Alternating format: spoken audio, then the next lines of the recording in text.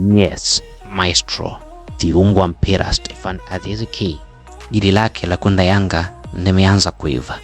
Kabla hatujaendelea, usisahau kusubscribe, kulike, comment na kushare video hii. Wengi wanafahamu uwezo wa Aziz Ki. Ni mchezaji ambaye aliwahi kuvaa jezi ya Yanga, akaonyesha kiwango kikubwa sana na kuwa sehemu ya kikosi kilichofanya vizuri kwenye mashindano ya ndani na ya kimataifa kwa ujumla.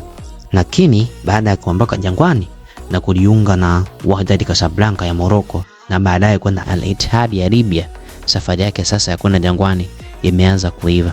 Yes, ni safari imeanza kuiva tena.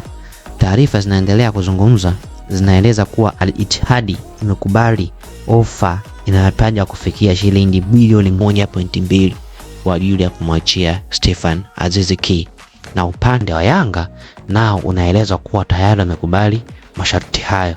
Kama taarifa hizi zitathibitishwa na pande zote, hapo ndipo mambo yanakuwa mazito, kwa sababu kinachobaki kinatajwa kuwa ni hatua za mwisho za kukamilisha malipo na taratibu nyingine za uhamisho kabla ya Aziz Ki kurejea tena Jangwani. Yes, hii ni ile aina ya story ambayo mashabiki wa Yanga wamekubali, wamekuwa wakisubiri, kwa sababu Aziz Ki si kiungo wa kawaida. Ana uwezo wa kutengeneza nafasi, kufunga mabao, kupiga pasi za mwisho na kuongeza ubunifu katikati ya uwanja. Na kama kule tarejea, Yanga haitakuwa imeongeza tu mchezaji mwenye kwenye kikosi cha kawaida, itakuwa amerudisha mmoja ya wachezaji ambao tayari wanaifahamu klabu, mazingira yake na presha ya kucheza Jangwani moja na washirikiano kwa ujumla. Hebu fikiria kikosi cha Yanga kikiwa na Aziz Ki kama namba 10, namba 9 ipo Sharulile. Kuna balaa zito litaenda kutokea huko mbeleni.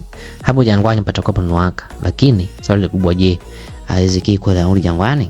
Kama taarifa za ofa bilioni 1.2 ni makubaliano ya klabu zinathibitishwa, basi mashabiki wanaweza kuwa wanakaribia kumuona tena kiungo huyo au pendwa akitambulishwa Jangwani. Na kama wewe ni shabiki wa Yanga au timu nyingine Tanzania, ungependa kumuona Aziz Ki akirudi Jangwani, au mama Yanga inapaswa kuelekeza hizo fedha kwenye usajili mwingine, BGS au Big Mo? Andika maoni yako kwenye comment hapo chini, na usahau kusubscribe, kulike, comment na kushare video hii, kwa sababu hapa tunakuletea habari za usajili, wachezaji, takwimu na stori kubwa za kutikisa soka la Tanzania. Aziz Ki anaingia Jangwani. Toa maoni yako, usisahau kutoa maoni kama kweli limekamilika, Jangwani inaweza kuwa na mfalme wake tena. Mpaka wakati mwingine, bye bye.